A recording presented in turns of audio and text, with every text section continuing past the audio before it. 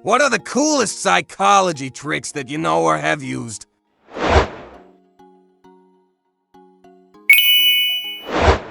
If you have trouble motivating yourself to do something like learn a skill instrument, language, etc., tell yourself, okay, I'll sit down and do this for just 5 minutes. A lot of the time you'll end up going for much longer than 5 minutes. But even if you don't, it's still 5 minutes of practice in whatever the heck you wanted to learn in the first place. If someone won't stop talking or let you get a word in, drop something, keys, pen. Reach down to pick them up and start talking. It's a way to interrupt without the other person realizing it. When something funny happens and people or a person in a group laughs, they will look at the person they like or care about in the group the most to see if they're laughing too. When you notice this, it's quite easy to tell who likes who.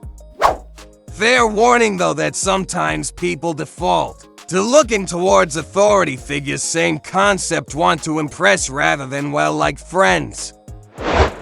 Giving students in my elementary class the illusion of choice. If you ask, do you want to start your work, or isn't it time we got something done, I modify it to, would you like to do your assignment with a pencil or blue pen? They are consumed with this choice that they have forgotten that they didn't want to do it in the first place. Also, every recess, did you push Jimmy? No. Okay, the people saw you do it and reported it to me. Are you sure you didn't? And sure. Then change it to, can you tell me why you pushed him? Well, it's because. Gets them every time.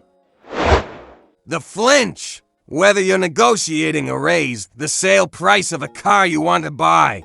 Who does what chores around the house? Always flinch visibly at the first and sometimes second offers. The flinch can be as simple as a small wince, a sigh, or an eye roll. The flinch quite often causes people to lowball the initial offer.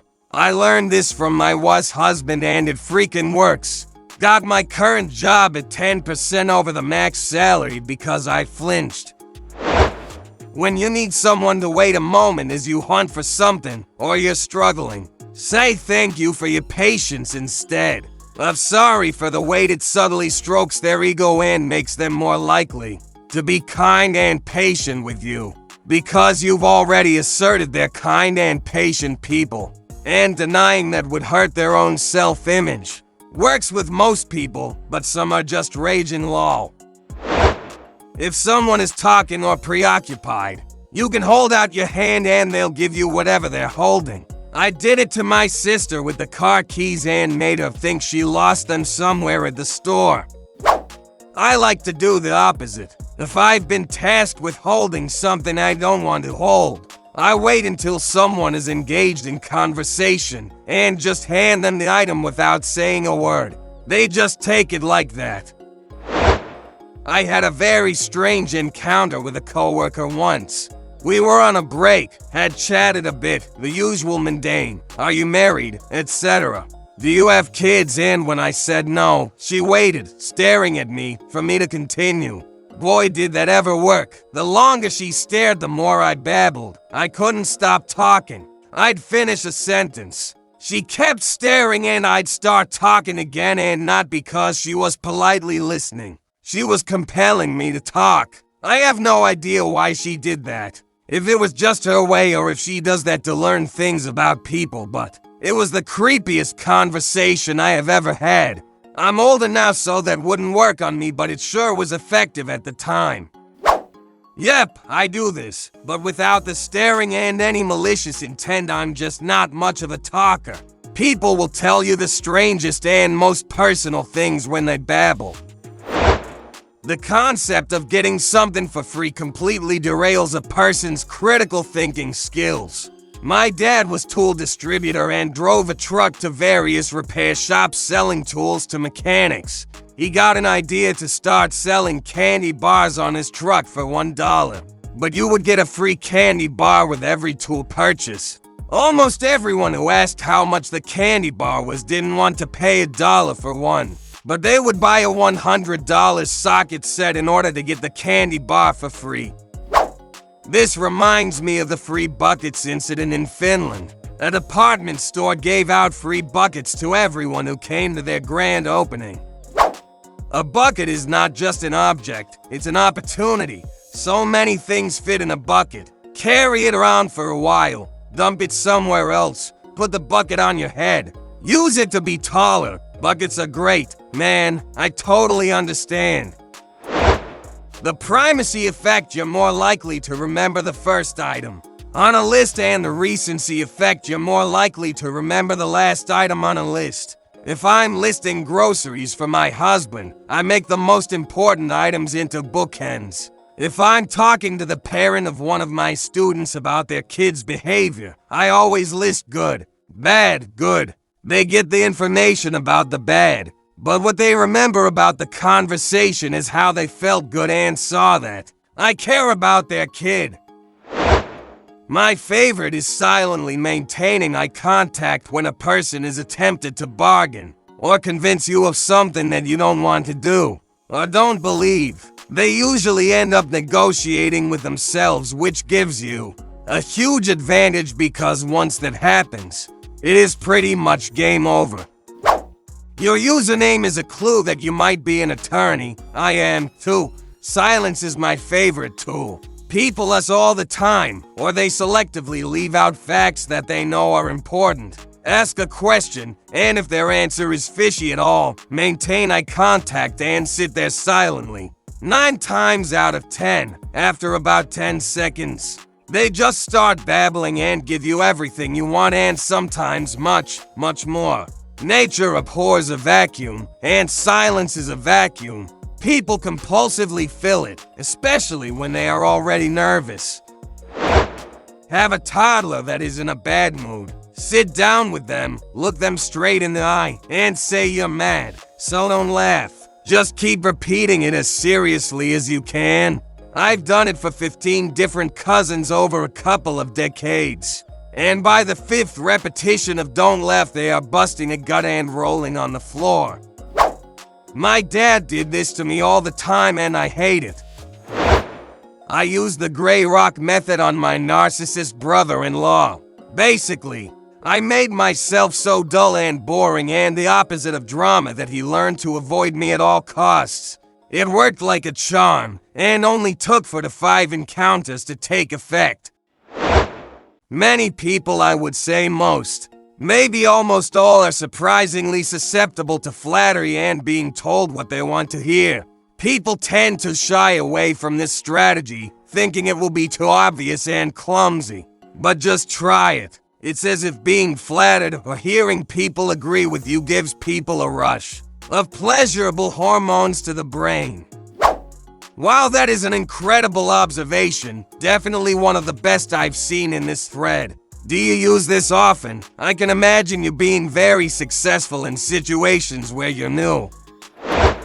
Don't directly ask for money. When we do a program to ask fast food customers to donate $1, most people would say, would you like to donate $1 to feed hungry kids? Customers would almost always say no. If you said $1 will feed a child for a day. If you'd like to donate, we can just add it to your ticket. Also in the archery store, people will ask what they owe for a quick repair. Most of them I tell don't worry about it. They will usually tip $10, $20 for a repair that we charge $3, $5 for. I am MUCH more likely to round my total to the nearest dollar than to pay an extra $1. Your total comes to $11.37. Would you like make that an even 12 and donate to Charity X? People are much more receptive to things that simplify their life. When you're walking through a crowded hallway, if you keep your eyes focused in the exact direction you're going, people will naturally clear out of your way because we subconsciously use eye contact with people in order to navigate around each other. More like, this spaced out zone boy doesn't even see me. Edit, just realize that this is the perfect opportunity to accidentally trip somebody. If you work with clients, prevent them from getting defensive and angry by not using the word you. It's not you didn't send the attachment, it's the attachment didn't send.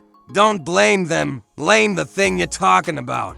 I take my time when I write emails to clients because I like to word things just right. One word can be the difference between a happy client and an unhappy one. The right words in the right order can influence people to make decisions you want them to make. Words are powerful. In an argument, speak softly. It forces active listening, which leads to active thinking. When they are listening and thinking, they are not yelling, arguing, or talking. You want someone you just met to like you. Ask them open-ended questions about themselves.